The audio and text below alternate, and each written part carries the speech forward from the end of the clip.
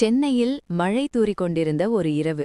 நேரம் 11:45 PM. மெட்ராஸ் பல்கலைக்கழகத்தில் படிக்கும் அரவிந்த் வீட்டுக்கு திரும்பிக் கொண்டிருந்தான். ராயப்பேட்டை பக்கமாக நடந்தபோது அவன் இதுவரை பார்த்ததே இல்லாத ஒரு சிறிய கடை கண்களில் பட்டது. கதவின் மேல் ஒரு பலகை. 24 மணி நேர ரகசிய புத்தக கடை. ஒவ்வொரு வாசகருக்கும் ஒரு புத்தகம், ஒரே முறை மட்டுமே. அரவிந்துக்கு ஆச்சரியம். இந்த ரோட்ல இப்படி ஒரு கடை இருந்ததா என்று நினைத்தான். கதவை தள்ளி உள்ளே சென்றான். கடை உள்ளே வெறும் அமைதி. கடையினுள்ளே வெறும் ஒரு மூத்த மனிதர். நீண்ட வெள்ளை தாடி, பழைய கண்ணாடி. சுவர்களில் ஆயிரக்கணக்கான புத்தகங்கள். ஆனா ஒரு வித்தியாசம்.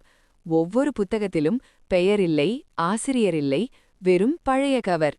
அந்த முதியவர் மெதுவாக சொன்னார், இந்த கடை 24 மணி நேரம் மட்டும் திறந்திருக்கும். அதிலும் இன்று கடைசி நாள். அரவிந்த் அதிர்ச்சி. அப்ப இந்த புத்தகங்கள் எல்லாம் என்று கேட்டான். முதியவர் புன்னகை. இவையெல்லாம் மனிதர்களின் எதிர்காலங்கள். ஒவ்வொருவருக்கும் ஒரு புத்தகம்தான். நீ எதை எடுக்கிறாயோ அதுதான் உன் வாழ்க்கை. அரவிந்துக்கு பயத்தில் நெஞ்சு துடித்தது. ஆனா அவன் கண்ணில் ஒரு புத்தகம் பட்டது. கருப்பு நிற, தூசி படிந்திருந்தது. அவன் அதை எடுத்தான். அவன் முதற்பக்கத்தை திறந்தவுடன் அந்த கடையின் விளக்குகள் மின்னிக் கொண்டன. பக்கத்தில் அவன் பெயர், அரவிந்த், 2032 காணாமல் போனவன். அவன் கைகள் நடுங்கிக் கொண்டே பக்கங்களை திருப்பினான். அதில் அவன் செய்யும் தவறுகள், அவன் நம்பும் மனிதர்கள், அவன் பட்ட பயம், அனைத்தும் எழுதியிருந்தது.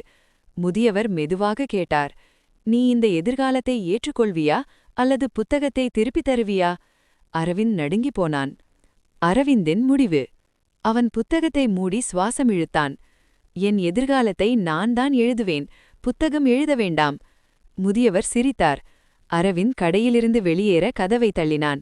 ஆனா வெளியே வந்ததும் அவன் திரும்பி பார்த்தான். அந்த புத்தக கடை அங்கே இல்லை. அது ஒரு டீ கடை மாதிரி காலி நிலம். அவன் கையிலிருந்த புத்தகத்தை பார்த்தான். அது பளிங்கு போல வெள்ளை, எந்த எழுத்துமில்லாத வெற்று பக்கங்கள். நீதி. அரவிந்த் நெளிந்து சிரித்தான். நம்ம வாழ்க்கையே ஒரு புத்தகம். அதை எழுதுறது நம்மதான், மற்ற யாருமில்லை. அவன் அந்த வெற்று புத்தகத்தை தனது பையில் வைத்துக்கொண்டு நேராக வீடு நோக்கி புறப்பட்டான். வீடியோ பிடிச்சிருந்தால் லைக் பண்ணுங்க, ஷேர் பண்ணுங்க. இன்னும் சப்ஸ்கிரைப் செய்யலனா சப்ஸ்கிரைப் பண்ணிட்டு பக்கத்துல இருக்கும் பெல் ஐகானையும் அழுத்திடுங்க.